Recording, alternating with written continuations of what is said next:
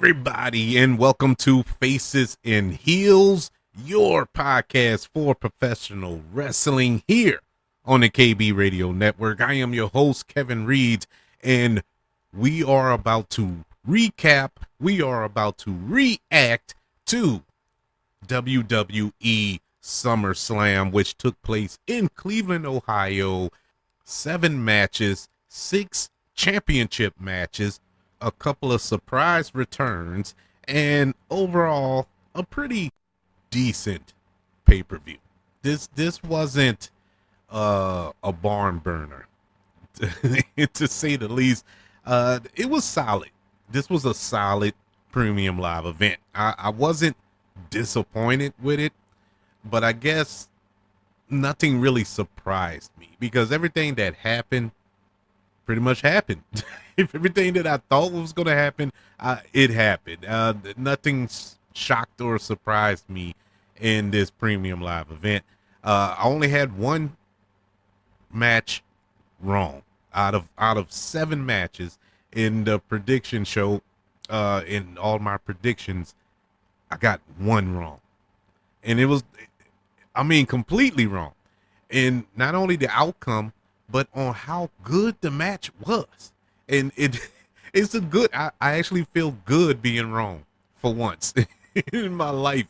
And hey, man, I'm so happy for the superstars involved in that match. And we'll get to that when we break all of these matches down. As I said, we had 7 matches. 6 of them were championship matches. And the 7th that wasn't a championship match was main event caliber. And so these were big matches on the card. I will say a couple of them were very disappointing. And I really don't know how to react to it. You know, I've been going over in my head ever since those matches took place. Like, man, I wish they were better. I wish they were better. Even though I knew the outcome, I knew, what was going to happen. I predicted it on the preview show. You can go back and listen to it. And that I knew that what the outcome was going to be. I just wanted a more exciting conclusion to that outcome, and I didn't quite get it. And it's an odd feeling because none of the matches were bad, and this wasn't a bad, like I said, this was a solid premium live event. All the matches were good, but were they SummerSlam good?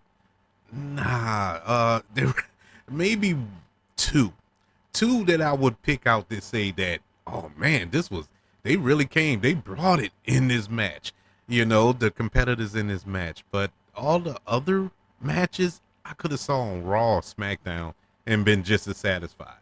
And I guess that's the little disappointing factor of it all. But we have 7 matches to go over, and let's not prolong the time. Let's jump right into it. Our first match that we're going to recap and review is the first match that was on the card tonight, and it was for the Women's World Championship, where the Women's World Champion, Liv Morgan, put that title on the line against Rhea Ripley, who came out with Dirty Dom Mysterio. And that was the X factor here. It was pretty much Dominic on a pole match from the early 2000s in WCW. And this was for control of Dominic.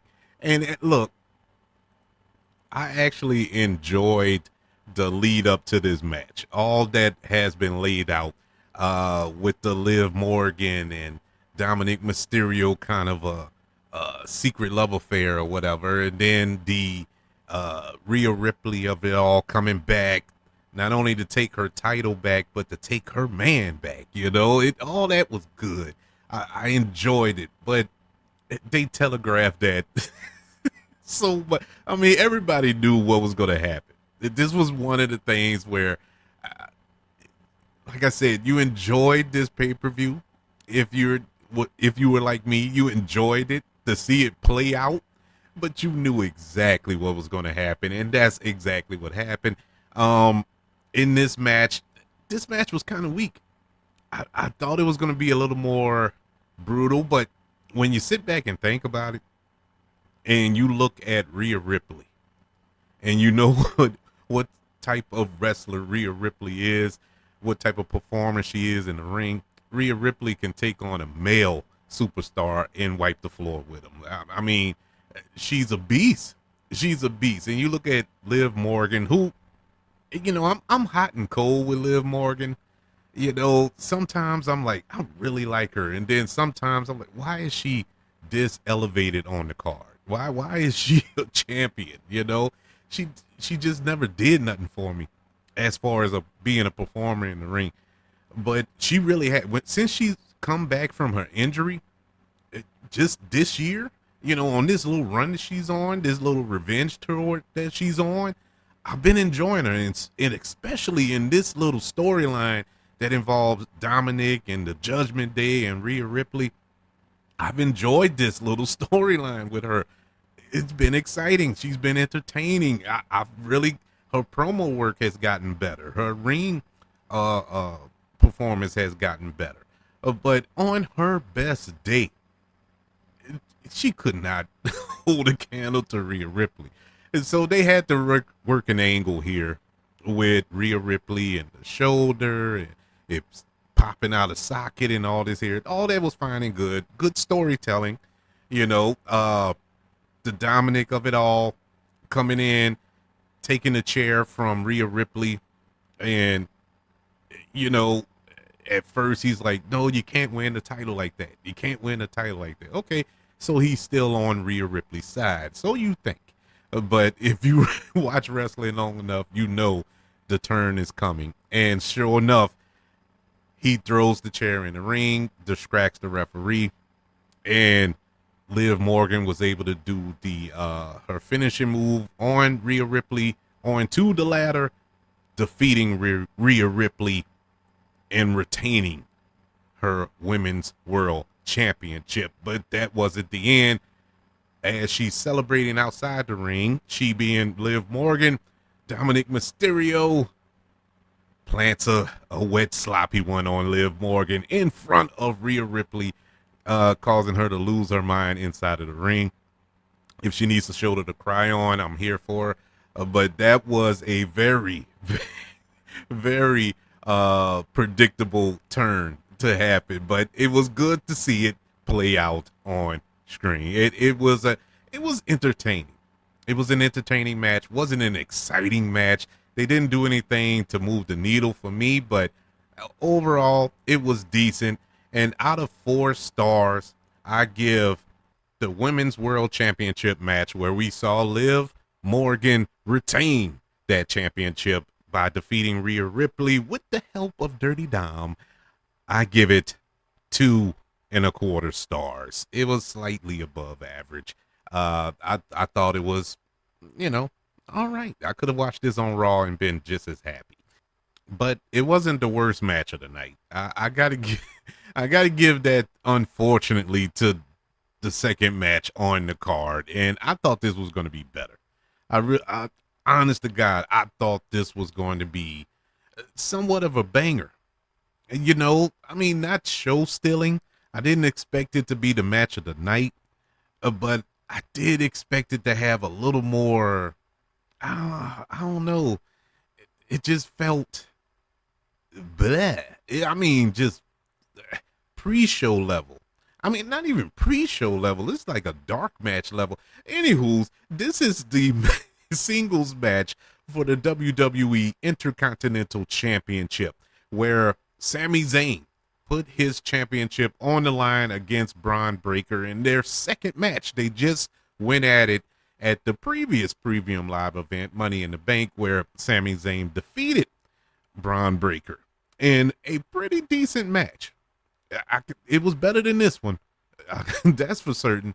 But I think they should have pulled the trigger in that match, because this match did absolutely nothing for me. It was short. It was weak. It was like, it was definitely the shortest match of the night. It was 5 minutes long. 5 minutes. It was so weak. Look, if they were going to do a squash match, fine. but it wasn't a squash. It was actually a back and forth, but it was cut. I guess it was cut for time or whatever, because we have matches coming up on this card that was 30 minutes. I know the main event was 30 minutes. They had a 17-minute match. I think they had two 17-minute matches. And, even some of those felt short, but it was longer. But 5 minutes? I mean, the Rhea Ripley Liv Morgan match was 16 minutes. And so I don't understand why this match was so short. Because I think at Money in the Bank, they had a pretty long match. I think it was about 10, 20, not 20, but 12 minutes long. I don't know what happened here. Honestly, I'm so confused, but whatever. To summarize it, it was boring. It was a waste of time. Their commercial breaks were longer. The commercial breaks, if you watch it on Peacock, they were longer than this match. The singles match for the WWE Intercontinental Championship, Braun Breaker defeats Sami Zayn to become the new Intercontinental Champion.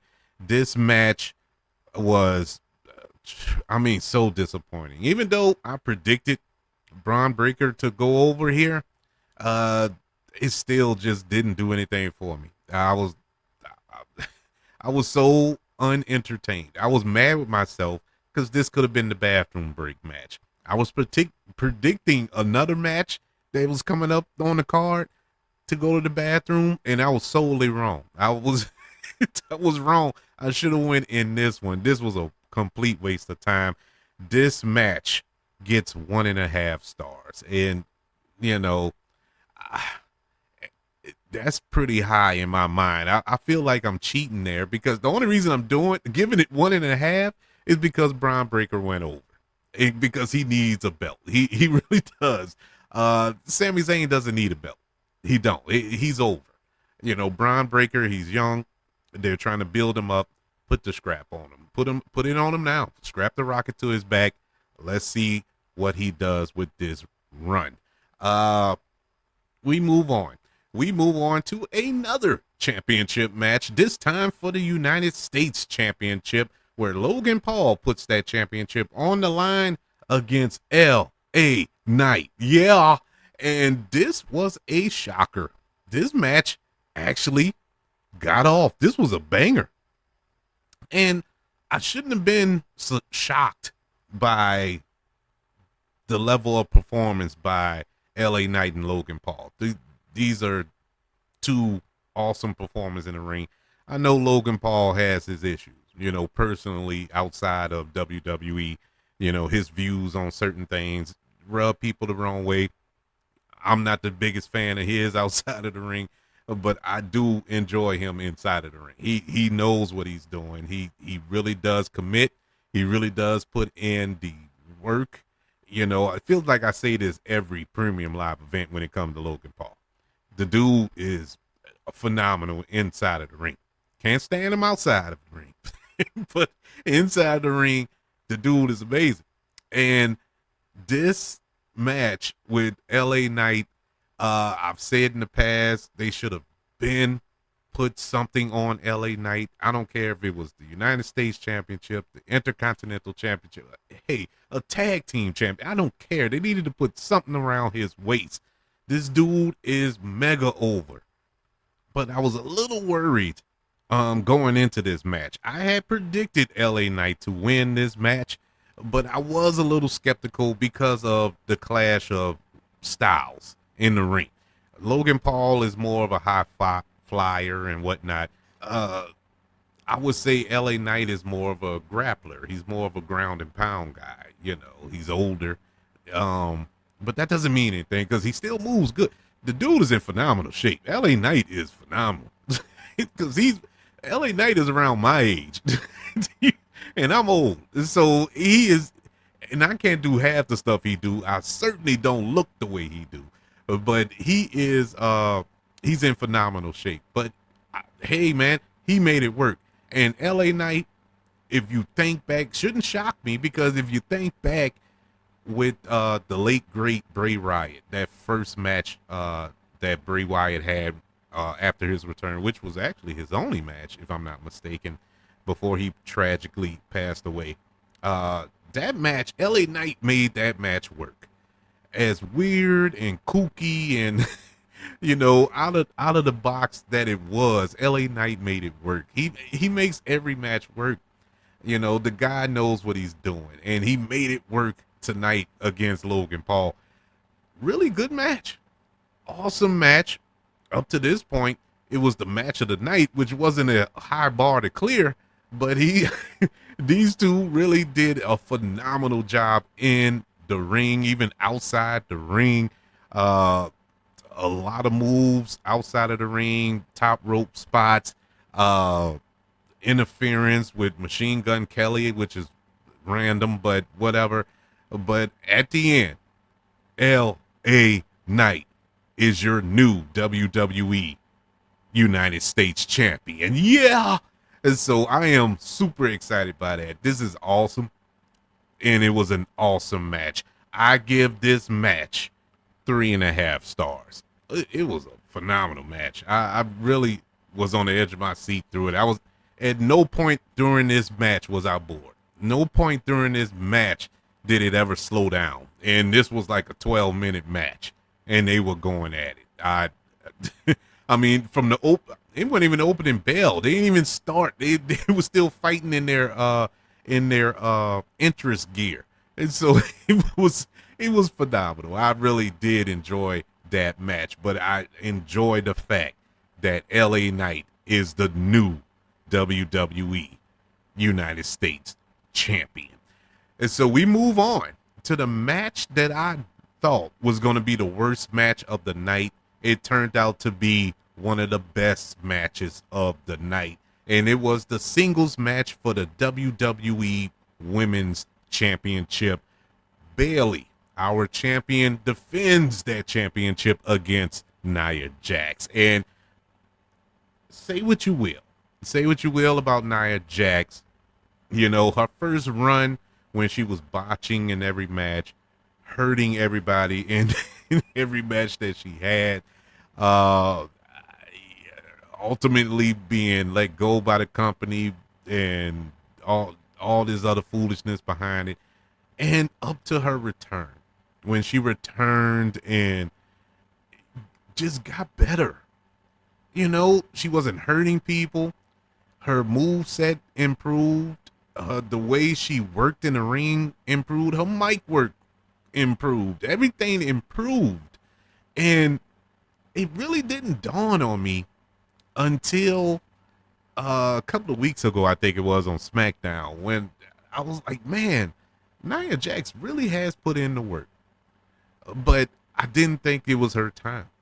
I had predicted Bayley to retain the WWE Women's Championship in this match, and I was wrong. This was the one that I was wrong. And I'm happy to be wrong here. Honestly, I'm so happy for Nia Jax. This one here, she really earned it. This is her second championship. I actually witnessed in person her first championship win at WrestleMania here in New Orleans, when she defeated Alexa Bliss, and that match was so dull. I was so underwhelmed by that match at WrestleMania, and the crowd was dead. We was in there, we was quiet as a church mouse because it was just a dull match, and that was during her first run, so it just didn't have the effect. But I wish I was there for this one, because this one, they went at it. Bayley showed that she's a beast. Bayley showed that she's the GOAT. And I push back from that because, you see that on Twitter for, about a year or so. Everybody's calling Bayley the GOAT, female wrestler, the greatest of all time, and all this here. And as much as a huge fan that I am of Bayley, I never considered her the GOAT, and I'm talking huge. I'm going all the way back to Hugger Bayley in NXT. I've always followed her, but I never really pictured her as the GOAT until you really sit down and, rank all the female wrestlers throughout time, and you can't help but to say she's the GOAT. I'm in agreement with everybody. I really, you know, I'm here. I'm there for it, and she showed it tonight, going up against Nia Jax. I thought this was going to be a sloppy match because of the Nia Jax factor, but it wasn't. It really wasn't. The power bomb spot with Bayley power bombed Nia Jax. Oh my god. Oh my god. I jumped out of my chair. I jumped out of my chair. I was like, my god, she did it. Not only did she power bomb, but she picked her up and walked her across the ring and then power bombed her. Fire. Fire. Tiffany Stratton getting involved just to be a distraction, and Bayley kicking out of the whatever that is. What's that move that Nia Jax do? Her finisher when she sits on your chest. She kicked out of that. Nobody's kicked out of that, but she kicked out of the first one, but the second one couldn't, and I understand. But that was the end of that, and we saw Nia Jax become the WWE Women's Champion. Fun match, entertaining, and it told a story. That's all you want out of a match, and you got it in this one. I give Nia Jax becoming the new WWE Women's Champion by defeating Bayley 3.25 stars. Very, very good match. Very good match. Surprisingly good. I mean, shockingly good. I thought it was going to be average, leading up to it, but hey, they shocked me. Good job by Bayley and Nia Jax and Tiffany Stratton for joining the fray in this match. Our next match on the card, which is the only match that wasn't that didn't have a championship involved, and that was the grudge match, if you will, between Drew McIntyre and CM Punk, with Seth freaking Rollins as the special guest referee. This match, it was my most anticipated match on the card. I really was hoping it was the main event, but it wasn't. But it didn't need to be the last match of the night to be the main event for me. It was truly my most anticipated match of the night, and it didn't disappoint. Drew McIntyre and CM Punk. CM Punk calls himself the best in the world for a reason, and he is. He is in certain areas of pro wrestling. He is. Drew McIntyre has, I wouldn't put him in the best of the world category, but he has stepped his game up just to 18 different levels. He is so good right now. He is the one man in pro wrestling. I don't care if it's WWE, AEW, TNA, whatever promotion is out there. He is the one man who does not need a belt. He doesn't need a belt at all. I know we throw it out there all the time when you have a real good talent that is super over, and he doesn't need a belt, a championship to draw. And that's true in some instance. But when it comes to Drew McIntyre, putting the belt on Drew McIntyre would hurt him more than it would help him, if that makes any sense. That would drag him down, because now he's not, handcuffed to a championship.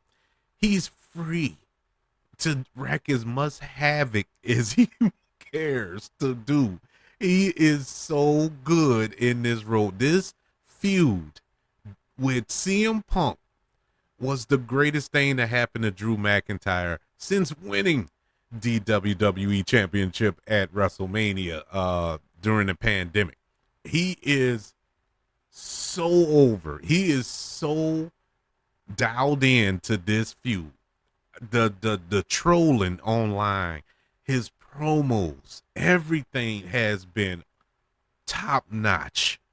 And CM Punk, like I said, love him or hate him, he's a master promo artist, man. I mean, you put a microphone in his hand, God help us all. He is the best in the world at promos right now. I love CM Punk for that. And then you sprinkle in a little Seth freaking Rollins into the fray. You got yourself a combustible situation. And this is what we had here. This match, once again, a little skeptical for the sense of CM Punk. CM Punk gets hurt, you know, stepping out of a car lately. He's to that age now. He's like me. Yeah. You stump your toe and you got to get a cast for 6 months. That's where he's at. And, his run in AEW, it seemed like every match he got hurt. Every match he got hurt. He'll get hurt, go have surgery, rehab, come back, get hurt, go home, get rehab. He leaves AEW and comes to WWE his first time in the ring at the Royal Rumble, gets hurt. Goes, has surgery, gets in rehab.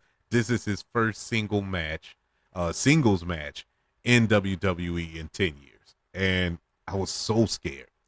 I would say 2 minutes into the match, he's breathing out of his mouth and everything. I'm like, oh man, he's getting up there now. He looks phenomenal. He's in phenomenal shape as far as his build, but he looked a little winded as this match drug on. This match was 17 minutes, and I would say 5 to 6 minutes in, he looked a little spent, and they kind of slowed the match down. This was a good little paced out match. It wasn't, like the what match I can use, the LA Knight and Logan Paul match where it was just pedal to the metal the whole time.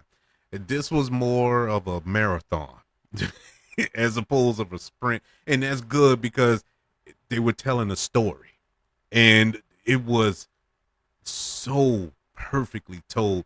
They did have a couple of botches in there. I think they messed up something like towards the end, not at the end, but towards the end with Seth Rollins. It was like they were waiting on this certain move, and Rollins' little equipment or something, his little camera, the little cameras they had for the refs in these matches, even though they never used, I think they only used them twice, that they did the referee cam that's on the side of the ear, because it's a dumb idea.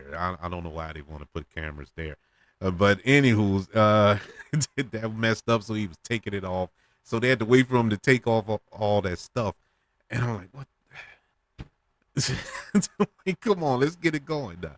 Because the match was starting to pick up at that point, and it was just a dead stop at that moment. And you couldn't help but notice, like, oh, come on, man. You're messing up the flow here. But this was good. This was great storytelling. Perfect storytelling, despite the little botches, despite the little physical aspects of it that, CM Punk and Drew McIntyre styles kind of clashed at moments. But other than that, this was great storytelling. I enjoyed it for that aspect. I had picked Drew McIntyre to go over in my prediction show, because the reason I said that, because Drew McIntyre needed that win in this feud, because CM Punk has gotten the better of him throughout this whole feud. Drew McIntyre never got a win, other than the fact when he attacked him backstage and stole the bracelet. That was it. But as far as in-ring action, CM Punk has gotten him. Costing him the championship on 2 separate occasions and a couple of other matches as well. So Drew McIntyre needed to beat him in the ring, and ultimately he did. Drew McIntyre wins this match. Seth Rollins getting involved in this match, I was a little worried about that. How much he was going to be involved, interjecting himself in this feud. But I think they did it right. It wasn't too much. It was just the right amount of Seth Rollins. It wasn't too much and it wasn't too little. It was the exact amount of Seth Rollins. And hey, I enjoyed the match.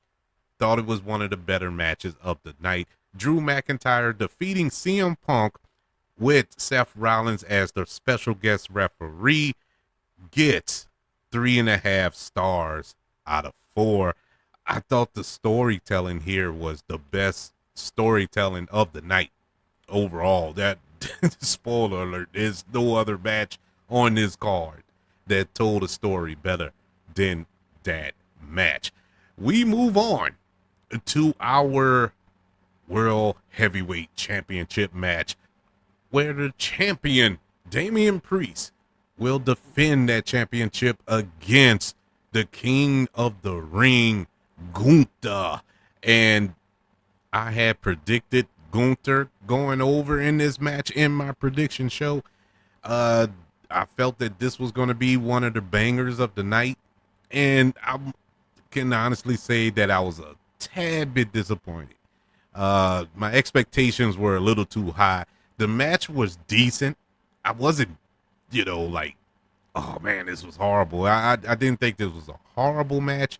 I think I set myself up for, failure by putting these expectations on it, because it really was kind of bland. Like I said, this could have been a match on Raw and I would have been just as satisfied. And this was just whatever. The main thing to come out of this was the implosion of Judgment Day. That this was the final death knell in that fraction when Finn Balor came out and turned his back on Damian Priest by helping Gunther to win, putting Gunther's foot on the rope after Damian Priest had Gunther pretty much in a pinning predicament. And look, I like Damian Priest, but it's becoming pretty clear to me that, these little botches that happen in the matches, they come in fast and furious with my guy. And, it's like I said, I like him. I like him a lot. And I'm so happy that he was the champion. But it was like, man, it's these matches, it's like silly stuff that happens that it's just noticeable. Every match has a botch. There's no such thing as a perfect match. Well, there were. You can probably look them up, but they're so few and far between. Every match you can critique, you can dissect, and oh, look at this here, they didn't do this right, or whatever. That punch didn't land here, or whatever. There's that in every single match. But it seems like when Damian Priest does it, it's like a spotlight is on it for some strange reason.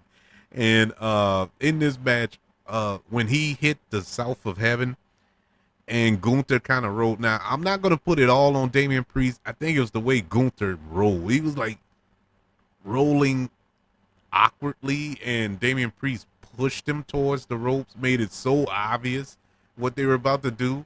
And it kind of took me out of the match. But regardless, it was an all right match.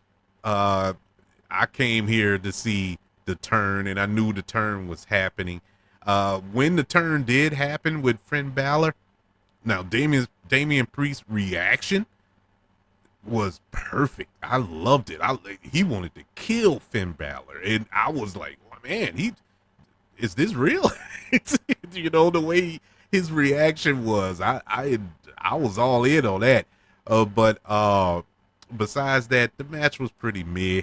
But ultimately, Gunther defeats Damian Priest to become the new World Heavyweight Champion with a little help from Finn Balor, which is pretty much the end of Judgment Day. I give this match 2 3/4 stars. It was all right.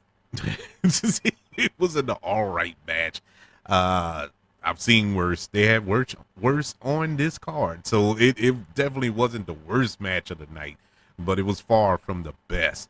And so that leads us to our main event of the evening, and it was a Bloodline Rules match for the undisputed WWE Championship. Before we get into this match, uh, I don't understand why this was a Blood Rules match. Well, let me take that back. It's not that I don't understand this was a Blood Rules match. I don't understand why Cody Rhodes wanted it to be a Blood Rules match. Shouldn't the Bloodline rules, I should say. Shouldn't the Bloodline rules be implemented by the Bloodline? It just didn't make sense to me. But whatever, here we are, and that pretty much let you know everything you needed to know of what was going to happen in this match, and that's exactly what happened. At least it did to me. There were no surprises, despite the fact that there was a quote unquote surprise return at the end. But once you said Bloodline rules, I knew who was coming back. And he did come back. This match saw our champion Cody Rhodes defending the undisputed WWE Championship against the quote unquote tribal chief, Solo Sikoa, in a Bloodline Rules match. This match I wasn't looking forward to either, as far as these two linking up, because I thought it was too early for Solo. Solo is not quite there yet, at least that was my feelings going into this match. He wasn't quite there. I still feel that way now after seeing the match, but he's getting there. This was a good match. He had a good match. This match was really good until all the shenanigans happened. Once all the shenanigans happened, it got kind of, the typical Bloodline stuff. But I thought Solo held his own against Cody. I liked the pace of it. They were going back and forth. The reversals, the kickouts, the near falls. It was looking good. Then the Bloodline got involved. Okay, that was to be expected. And then Kevin Owens returns. RKO returns, and help me out here. I'm not feeling the Tongas. Now, Jacob Fatu, that's separate. I'm talking about the Tongas. They're just cannon fire. They're just there to take RKOs and stunners. They always getting beat up. Every time they just dare to take the finishers. They're no threat. Now, Jacob Fatu, on the other hand, that's a threat. Jacob Fatu is something to worry about. He is a monster. And when he entered into this conflict, that's when business picked up. I can't wait to see what happens going forward with this, I guess, splitting of the Bloodline. I don't know. It looks like it might be one, because towards the end of this match, we got the return of the original tribal chief, Roman Reigns. And oh my God, what a pop he got. I was like, here we go. But the big question is, who is he going after? Is he going after the man that took the title from him at WrestleMania, him being Cody Rhodes? Or is he going to go after Solo Sikoa, who has called him soft and proclaimed to be the real tribal chief and all this other stuff behind his back, who jettisoned Jimmy Uso and Paul Heyman out of the Bloodline, and who he's going after here? But is blood thicker than water? I guess that's the real question. Well, it was answered pretty quick when Roman Reigns entered the ring and gave Solo Sikoa a Superman punch to remember, and then put an exclamation point of a spear onto him as well, and left out of the ring, leaving Cody to hit Solo with the crossroads for the 1, 2, 3. That was an exciting finish to this match that wasn't super exciting, but I am curious going forward. What's next for the Bloodline? The Bloodline needed something to happen. They needed something new to happen. The writing was on the wall. Roman Reigns was coming back. I know there's some questions. Is he coming back too soon? Maybe they should have waited till WrestleMania or whatever. I don't, or the Royal Rumble. I don't know. I don't know if it was too soon, because I know it feels like WrestleMania just happened, which I guess it did. When was it? April. So what? 4 months since he's been gone. Uh, Maybe too soon. I don't know, but I'm happy he's back, because the Bloodline thing, they went as far as they can go with the Solo. Solo was holding it down. I give all respect to Solo. Solo did a marvelous job. I didn't think he was going to do this great of a job, holding down the fork, if you will, since Roman's absence. But yeah, I think he has taken it as far as they can go with it. And so it's now time for the big dog to come back. But another issue I have here is Cody Rhodes. How long is Cody Rhodes in the Bloodline thing? How long are we going to drag this out? Is he only going to fight the Bloodline? If that's the case, he needs to drop the belt to somebody else, because the belt shouldn't even be involved with all this. They shouldn't have to have a feud going on between Cody Rhodes and the Bloodline that involves the undisputed heavyweight champ. Well, not the heavyweight, but the WWE championship, because what is everybody else doing? Everybody else is just stuck in time here. You know, they got the mid card belts. Yeah, you got the Intercontinental, the United States, and all this here. You can run over to Raw and challenge for the World Heavyweight Championship, but everybody wants to be at the top of the mountain. You know, everybody wants to challenge for that undisputed WWE Championship, and it's stuck in this Bloodline feud, and it's technically been stuck in the Bloodline for about 3 years or 4 years. And so it's out of the Bloodline, but it's still in the Bloodline. If you want to be honest with you, it's just weird. They need to give Cody another challenger. They really do. It's somebody outside of this Bloodline mess, you know, because I think if you can't tell, I think I've reached the end of this of this feud, but you can clearly see at the final shot of this premium live event that this isn't over with Cody Rhodes, because you have Cody Rhodes and Roman staring at each other. You know, Roman gonna want his belt back. You know, he's gonna want that rubber match, the third match in this trilogy. So when are we gonna get that? Is it gonna be at Bad Blood, which is perfectly named for some strange reason? So we'll see. But as far as SummerSlam is concerned, it was a solid premium live event. It wasn't the greatest. I was expecting it pretty. Well, I was expecting something better. I really was. I was expecting a better showing at this premium live event, and I didn't quite get it. But I was entertained. There weren't any bad matches, with the exception of the Intercontinental Championship match, which I wouldn't say was bad. It was just pointless. It was just a way to give Braun Breaker the title. They should have just handed it over to him, and I would have been like, okay, cool. I would have had the same reaction than watching that. So whatever. But everything else was decent. A couple of matches in there were phenomenal. The other ones were average.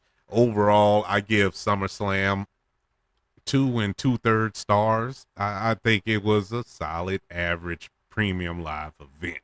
But that's my humble opinion. I would like to know your humble opinion, which one was your favorite match of the night? Which championship are you shocked changed hands tonight? Which ones do you feel probably should have changed hands tonight? And who do you think should be Cody Rhodes' next opponent? I would love to know. You can email the show at kbradiopodcast@gmail.com. You can also search for this show on all social media platforms. Just search for the KB Radio Network. Don't forget to subscribe to the KB Radio Network channel on YouTube and like this video if you don't mind. Don't forget about the 5 stars, the reviews, and sharing this show if you're listening on Apple Podcasts, Spotify, iHeartRadio, wherever you are currently listening to Faces and Heels here on the KB Radio Network. Everybody, thank you for joining me for this recap of WWE SummerSlam. The next premium live event will be, about 3 weeks away. They're not playing around in the WWE. Bash in Berlin, I think is the name of it. I think that's at the end of the month. So no rest for the weary, which is another reason why I figured Gunther will win the championship, but that's neither here nor there. But any event, everybody enjoy Raw, enjoy SmackDown, enjoy NXT. I can't wait to speak to you for our next premium live event. Until then, y'all be good, and I'll talk to you on the other side. Peace.